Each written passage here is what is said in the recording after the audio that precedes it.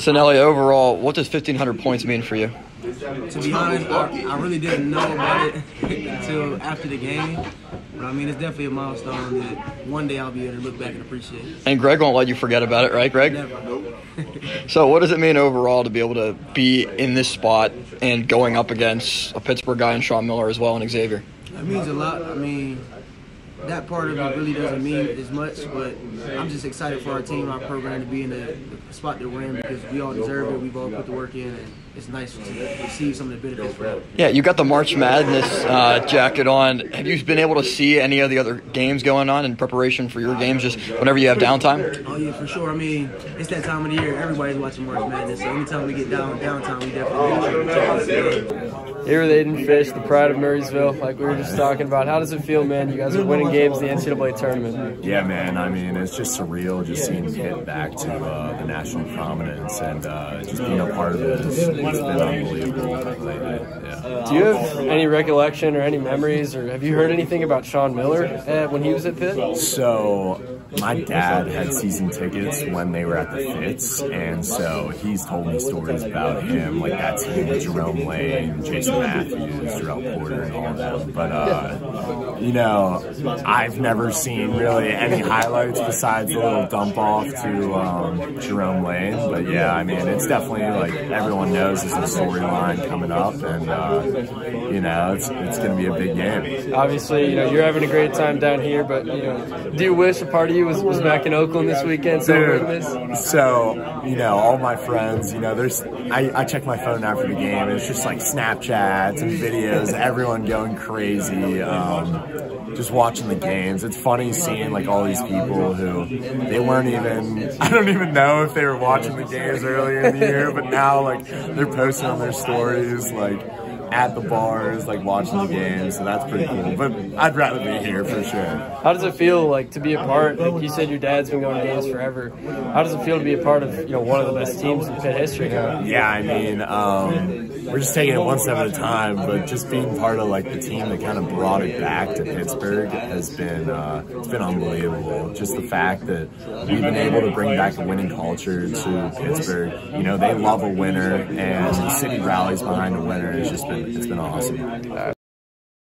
Here with Jorge and Guillermo. So, guys, a couple of non-basketball questions, just general Pittsburgh. Have you guys eaten Permane Brothers sandwiches before? I have. What do you think? It's pretty weird. I'm not used to the potato fries on the sandwich. It's pretty weird. It's really weird. So you like the fries on the sandwich? Is that something that you'll eat going forward? I do. It's really good. And it's a lot of calories, so it's really good. So overall, have you been able to watch any other Pittsburgh sports? Did you watch the Steelers at all, the Penguins? We have. I think we have. But definitely we have. What other major takeaways do you have just about the city in general and being here for about a year? It's cold. It's pretty cold. But the hills are crazy too. But I think it's like it's really nice. Like when you get used to it, you just you enjoy it. It's been pretty good. You guys ready to get back out and run the transition a little bit? Oh yeah, I mean, we ready for whatever the game presents. You know, we was ready for the defensive battles. You know, for the last two teams. Today we're gonna be ready for whatever they got coming. We know they're a pretty good offensive team. They like to move the ball around. They got guys that can really score and shoot the basketball. So it's good. Really gonna give us a chance to get back out and transition and play our game too a little bit more free. Have you gotten comfortable in Greensboro right now? Like, are you guys still feeling like rushed, like it's a hectic tournament, or are you guys feeling like, okay, we've established ourselves here, we've got some time to relax? I mean, I feel like we feel like we established ourselves a little bit, but at the end of the day, you don't never want to get too comfortable. I don't think we at that point yet where we comfortable at being in this spot. We just here trying to, keep this going. At the end of the day, we know we got big opportunities ahead of ourselves, and we just want to capitalize. When you were at Marquette, you probably faced Xavier every year. You Yeah, got pretty familiar I played with against them them a lot.